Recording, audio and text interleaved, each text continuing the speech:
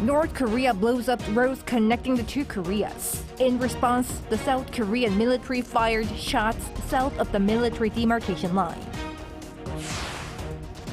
Russian President Vladimir Putin submits a draft to the Russian parliament's lower house for ratification of its treaty with North Korea signed a few months ago, in another clear sign of closer Pyongyang-Moscow ties. The country's southern resort island of Jeju is slated to be designated as a test operation zone for flying taxis, according to President Yoon, who visited the island for a policy debate with the people. It's October 15th, 8 p.m. in Seoul. This is Newscenter. Thank you for joining us. I'm Yoon Jung-min.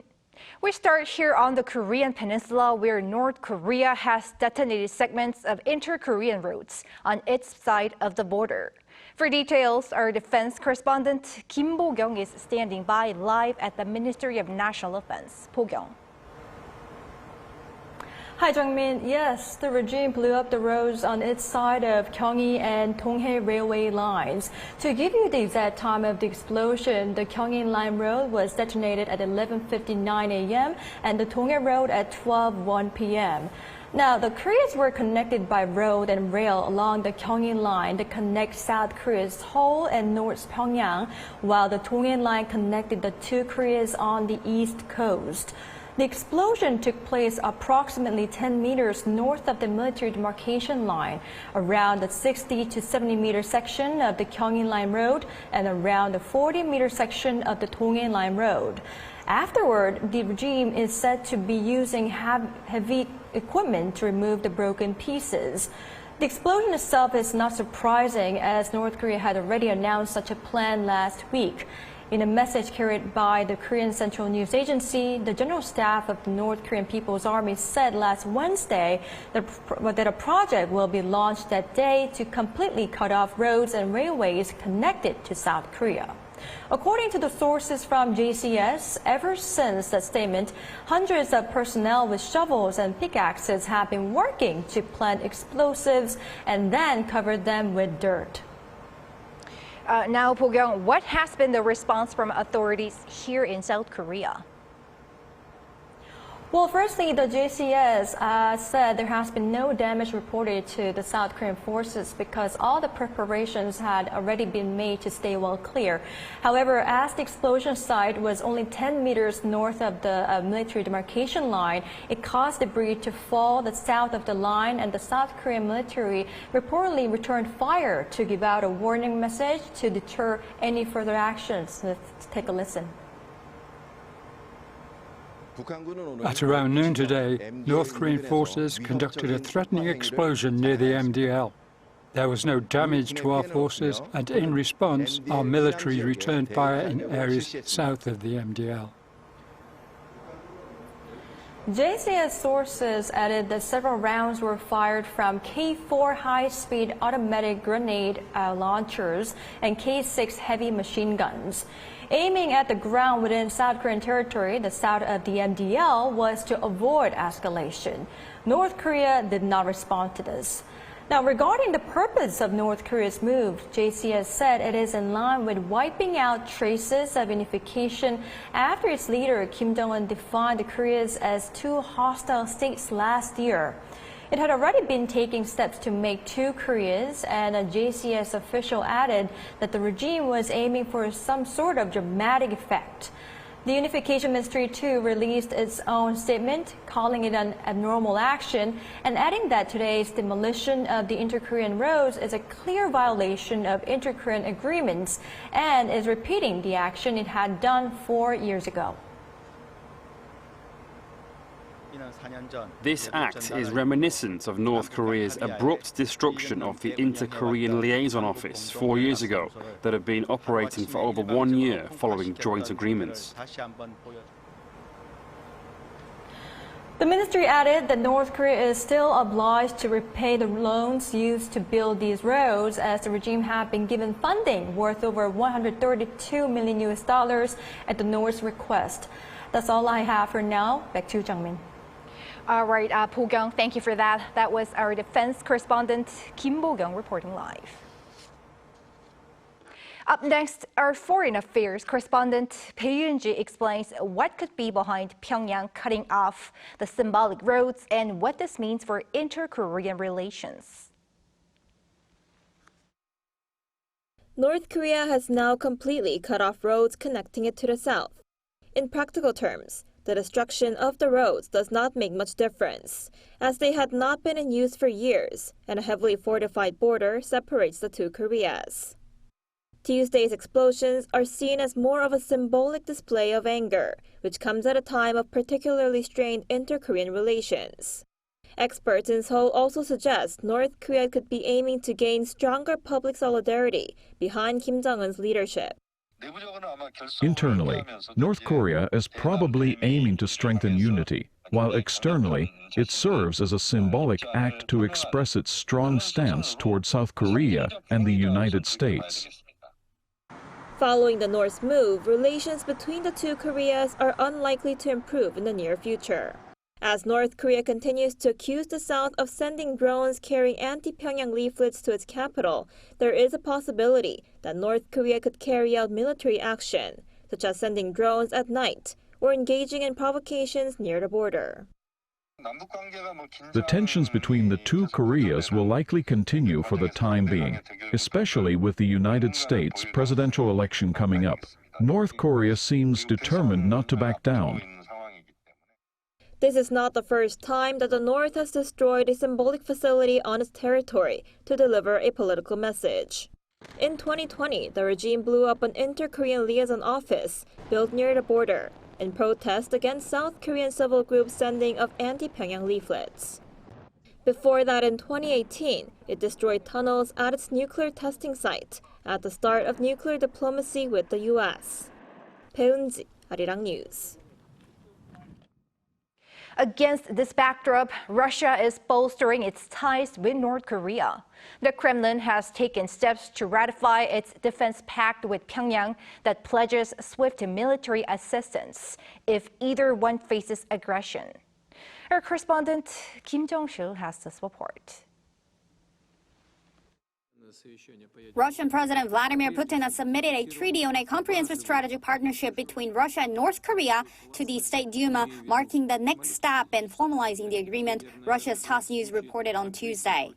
Signed on June 19, 2024 in Pyongyang, the treaty commits Russia and North Korea to maintain close cooperation, including military coordination in the case of an attack. Professor Kim Sun-rae of Hankuk University of Foreign Studies says this treaty has created a significant opportunity for North Korea after facing years of comprehensive UN sanctions since 2019. By forging a military alliance with Russia, this offering the regime much needed relief, a strategic gain, so to speak. Professor Kim emphasized that the treaty has significant implications for security on the Korean peninsula, adding that Russia might be the only country capable of restraining North Korea's provocations and military threats at this point. Currently, North Korea is providing military support in the Ukraine war, and the possibility of deeper involvement cannot be ruled out. For peace and denuclearization on the peninsula, managing relations with Russia is as vital for South Korea's security as its alliance with the U.S.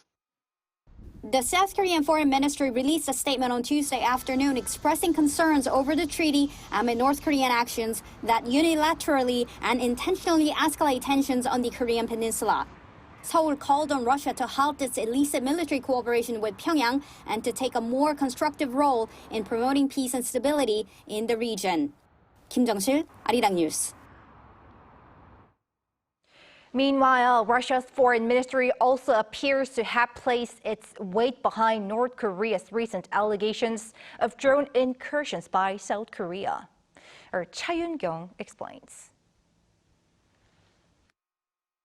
Tensions have been escalating since Friday when North Korea accused South Korea of sending drones carrying anti-Pyongyang propaganda leaflets over the region.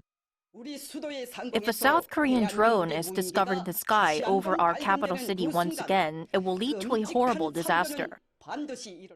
Less than a week after vowing to take strong measures, North Korean leader Kim Jong-un convened a Defense and Security Council meeting joined by top security officials.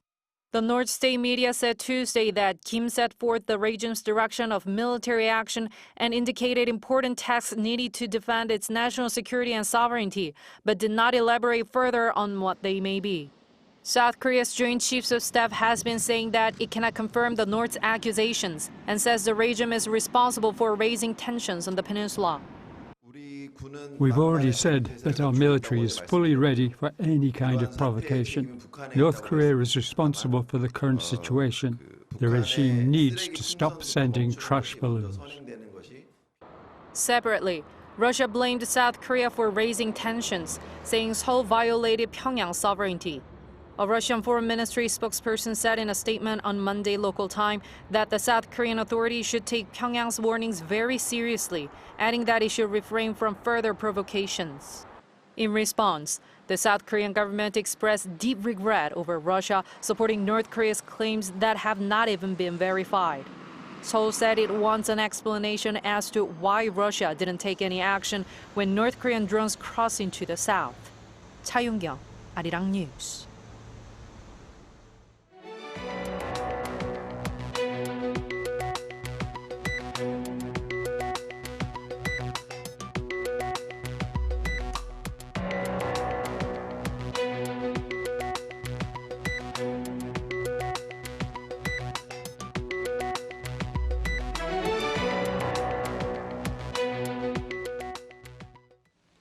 Korea's island of Jeju is often known as a popular destination for tourism, and now President Yoon says the island will become a hub for a test operation of flying taxis, as he held a policy debate with people there.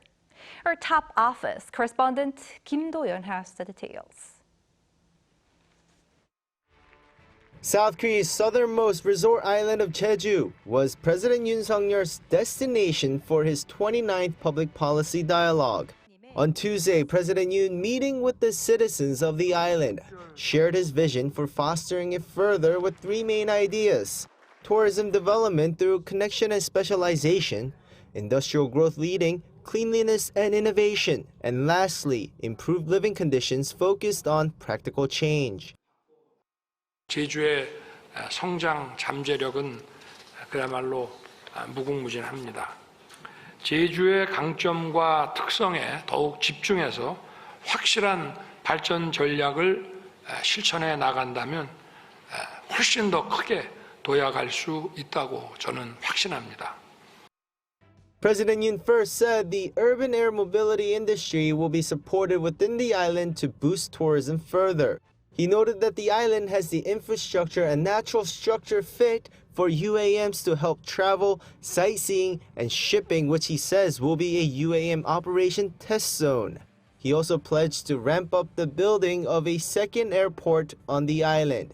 The government announced basic plans last September as the current airport has been too busy. For reference, according to global travel data provider OAG, the flight route from Gimpo Airport in Seoul to Jeju International Airport is the world's busiest domestic flight route by seats.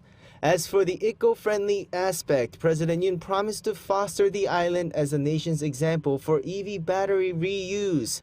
Yoon also touched on preserving the island's natural beauty while fostering new industries there. Jeju Island boasts UNESCO World Natural Heritage Sites. With it difficult for the island to obtain sources of energy and also having the biggest share of EVs in the nation, there will be support for EV battery recycling while fostering more hydrogen energy creation. President Yoon also made sure the citizens will have better living conditions, especially regarding the medical system. 그동안 제주도를 갖다가 서울 권역에 집어넣어서 이런 병원 기준을 운영을 해왔다는 거, 권역병원 기준을 운영해왔다는 것이 참 잘못된 것이고, 하여튼 저희들이 여기 상급 종합병원, 그 다음에 거점 진료센터들이 만들어져서 정부가 충분히 여기에 대해서는 재정 지원을 해가지고. Yoon also noted better education will be provided so that the residents do not have to move to the mainland to pursue degrees. Kim Do-yeon, Arirang News. As we have been reporting, this year's Nobel Prize in Economic Sciences was awarded to 3 scholars. They say societies that are transparent and inclusive are more likely to prosper, and South Korea was cited as one such country. Choi So-young has more.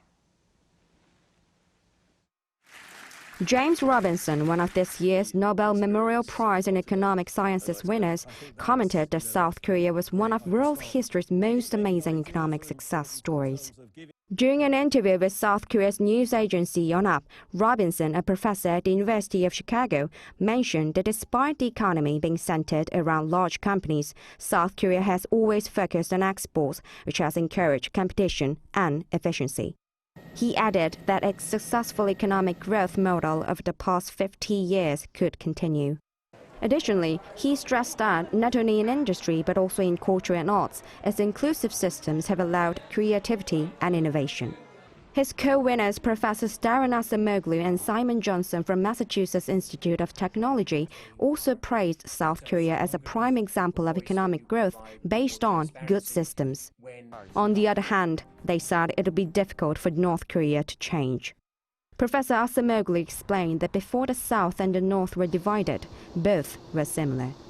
However, he said over time under different systems, the economic gap between South and North Korea grew more than tenfold. He also noted that after the South succeeded in its difficult democratization process, it experienced rapid growth in a healthy way.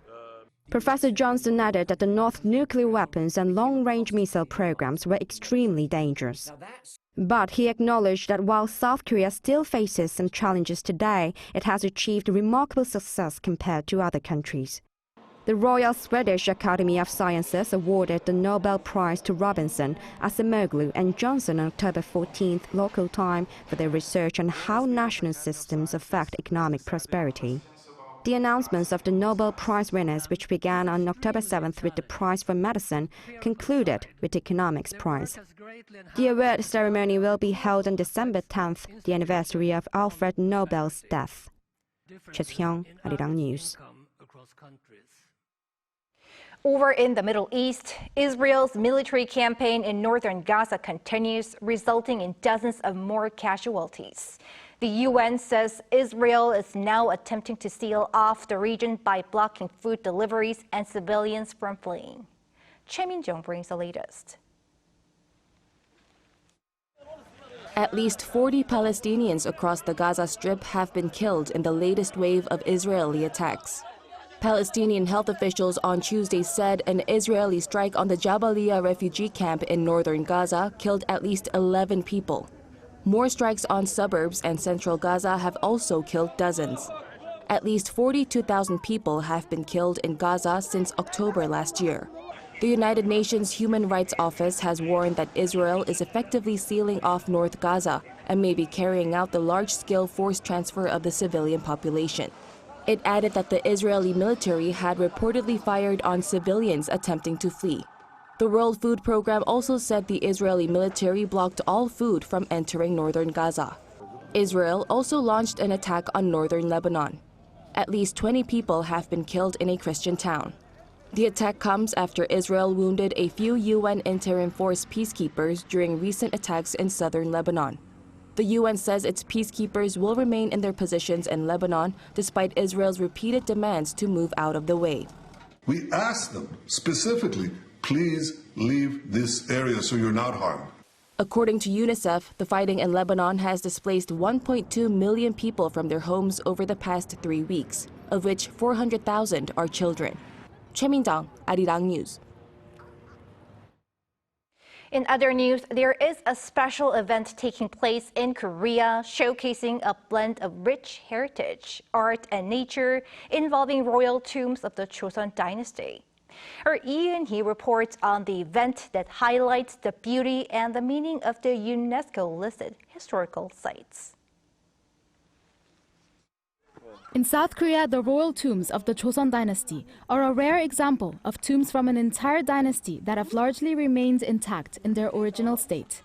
These tombs belong to the kings and queens of the Joseon dynasty and the emperors of the Korean Empire dating back over 600 years. Designated as a UNESCO World Heritage Site, the Joseon Royal Tombs consist of 40 tombs scattered across 18 locations. This year's Korea Heritage Joseon Royal Tombs Festival once again brings history to life in these scenic surroundings. Step into a fascinating time travel experience where nature, history, and art converge at the Joseon Royal Tombs. If you're looking to explore the rich heritage in a truly unique way, this is the place to be. Connect with nature through diverse programs, including the creation of traditional cosmetics crafted from natural ingredients used during the Joseon era. For those seeking excitement, concerts challenge the boundaries of contemporary dance, featuring unique musical interpretations inspired by traditional Korean music. It's autumn and the weather is nice. So I was looking for a place to go and I got to see the performance, and it's really great. The background is beautiful, making it a lovely experience. The festival continues into the night, where the stories of the Joseon Royal Tombs come alive under a mystical sky.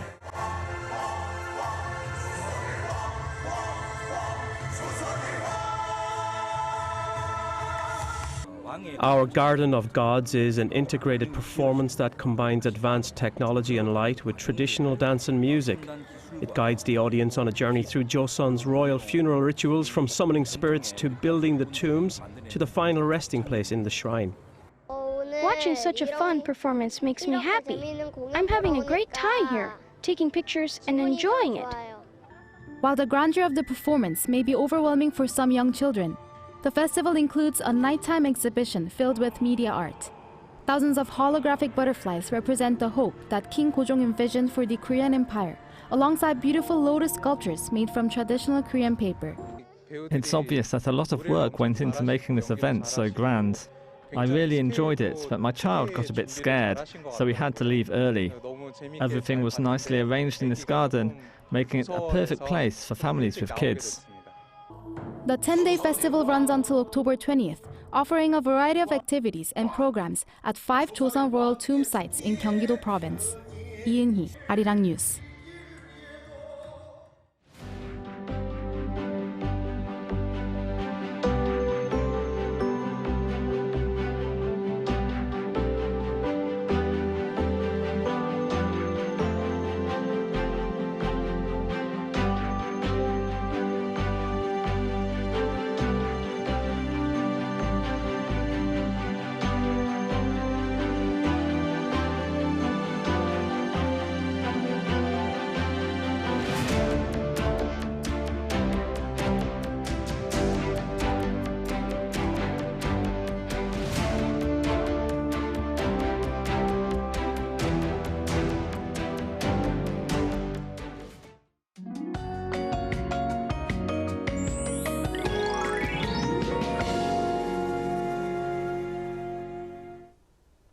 Tomorrow's temperatures will be higher than today's. Seoul will be at 24 degrees Celsius, exceeding the average temperature around this time of the year.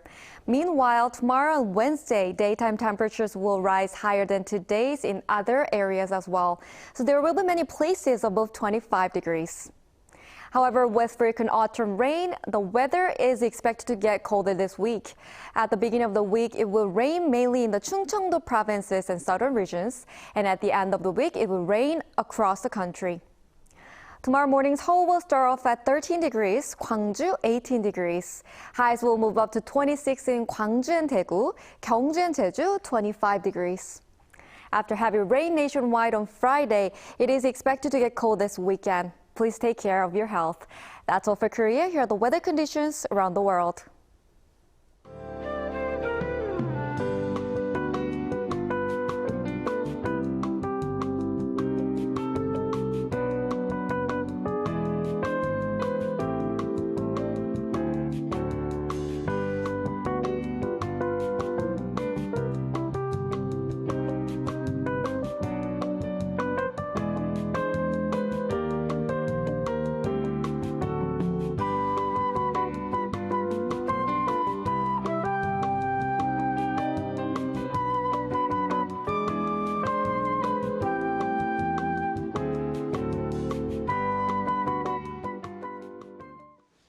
That is Newscenter for tonight.